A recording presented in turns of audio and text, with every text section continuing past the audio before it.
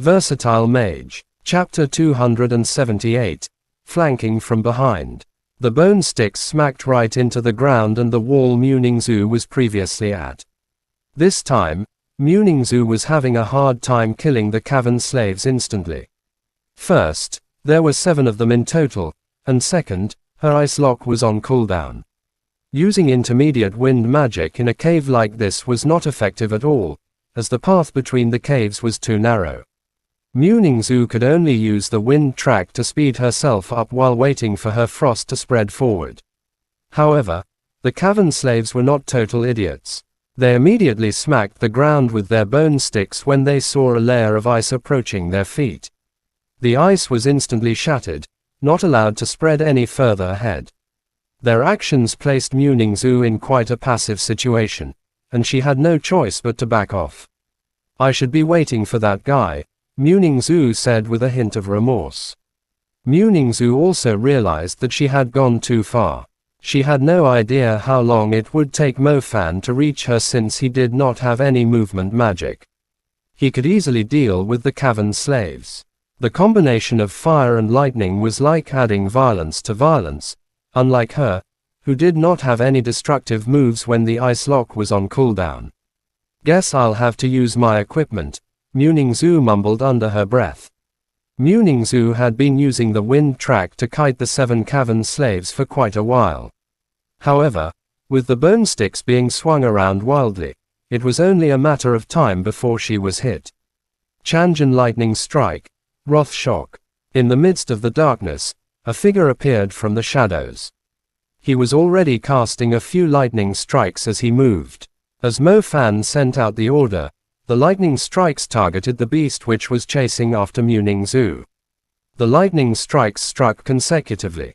The numbness from the electrification and the stun from Changjin's special effect stacked together, and the beast dropped lifelessly to the ground after being turned into a scorched meat lump.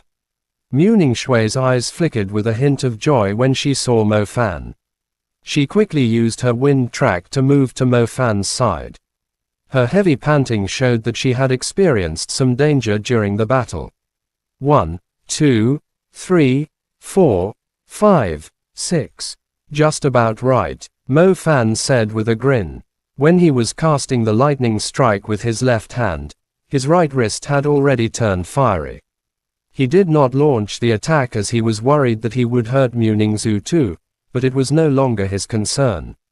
Rose Flame Fiery Fist. Exploding Heaven.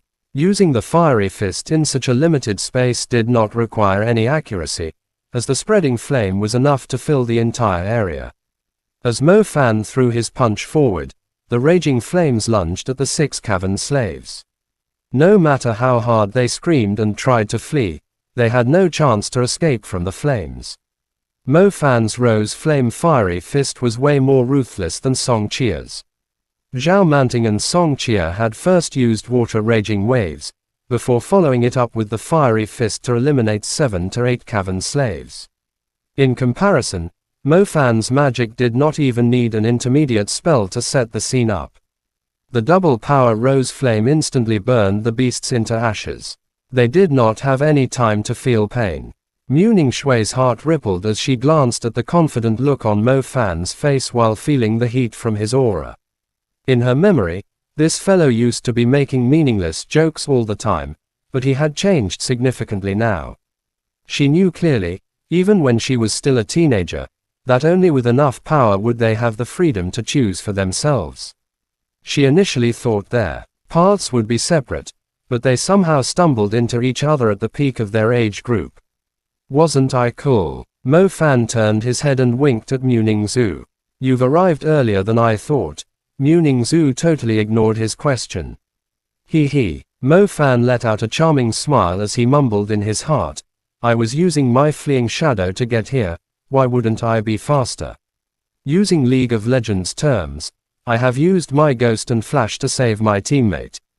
The remaining flames of the fiery fist landed at different spots in the cave. The light was just enough to reveal the situation ahead. Muningzu glanced ahead and pointed at the wall. "There's a turn there. It might be connected to the other nests," Mo Fan said. You take the lead." In the main tunnel, The other 15 students were still busy holding the attackers from both directions off. The corpses had begun to pile up, but they still had no idea how many of these ugly beasts were left. Luckily, since the threat from the sides was dealt with, they had organized 7 magicians in each direction to take turns casting their spells. The cavern slaves' advancement was totally suppressed. Damn it, there are still a lot coming from behind them. Don't worry, they won't dare to simply rush and die in vain. Strange, why are they screaming in the back? Who cares, I'll let them have a piece of my fiery fists. Song Chia threw a punch forward, to great effect. The flames killed 4 cavern slaves instantly. However, the group was confused when the cavern slaves who were gathering their comrades before the next attack seemed to be panicking all of a sudden. Rose Flame Fiery Fist, Groundbreak, Nirvana Ice Lock, Bone Husk. The magic chants of a man and a woman were heard coming from the darkness ahead.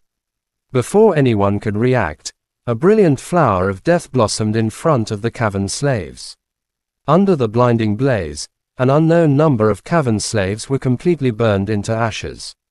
The Groundbreak was destructive enough on its own, but the thick chains of the deadly ice lock surrounded the cavern slaves and contracted rapidly. The cavern slaves who initially had a chance to escape from the Groundbreak were all pushed right into the flames. The cavern slaves did not expect 2 intermediate spells enchanted by the soul seeds to attack them from behind. More than 20 of them died to the combination of ice and fire. It's Mo Fan and Mu Ning Zhu. Damn it, how did they end up behind the cavern slaves? I can't even describe how impressed I am.